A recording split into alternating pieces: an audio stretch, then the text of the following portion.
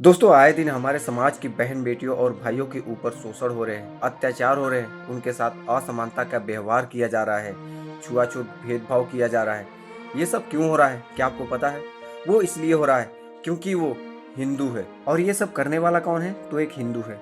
मतलब साफ है कि एक हिंदू दूसरे हिंदू जो अस्पर्श है उसके साथ छुआछूत भेदभाव, उसके साथ शोषण सब कुछ कर रहा है। कौन? तो एक हिंदू। तो जो अस्पर्श हिंदू हैं, मैं उनसे बस कहना चाहूँगा कि तुम हिंदू धर्म में रहकर समता प्राप्त करना चाहते हो तो ये नामुमकिन है।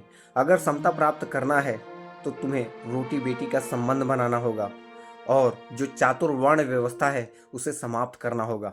क्या ये होगा हिंदू धर्म में? ये नामुमकिन है। तो सबसे आसान और सटीक तरीका बाबा साहब ने बताया है, ध्यान से सुनो। जब तक आप हिंदू धर्म में रहेंगे तब तक आपको उनके साथ छुआछूत के लिए, पानी के लिए, रोटी के लिए, बेटी के लिए संघर्ष करते झगड़ते रहना पड़ेगा। जब तक यह संघर्ष जारी रहेगा तब तक आप में और उनमें बखेड़ा जारी रहेगा।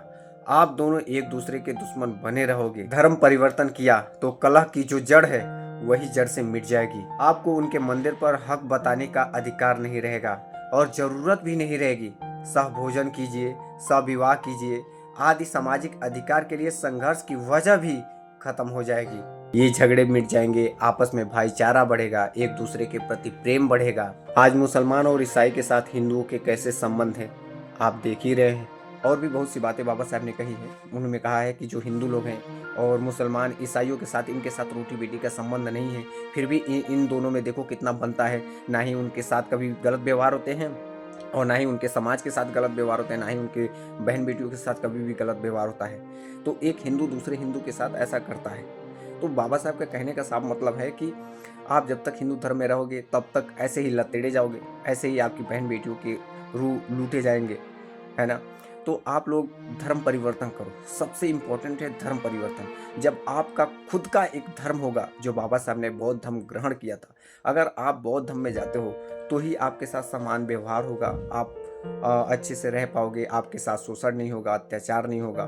क्योंकि अगर आप बौद्ध धर्म में जाते हो तो आप देखो, आप अकेले नहीं हो, आपके साथ कितने कंट्री जुड़ जाएंगे। जैसे कि मुस्लिम समाज के लोग हैं, आपने देखा होगा कि मुस्लिम समाज के लोगों को नहीं मारा जाता है, ना ही उनके साथ शोषण किया जाता। क्यों? क्योंकि उनके साथ अदर भी जो कंट्री हैं, देश हैं, वो उनके साथ जुड़े हुए हैं। तो जब आप अपना अलग धर्म बनाओगे तो आपके साथ भी बहुत से बौद्धिस्ट लोग जुड़ेंगे। और जब जुड़ेंगे तो किसी की मजाल नहीं है कि आपकी बहन बेटियों के ऊपर हाथ रखे या भाइयों के साथ छुआछूत का व्यवहार करे। मेरा संदेश बस इतना ही था। नमो बुद्धाय, जय भीम।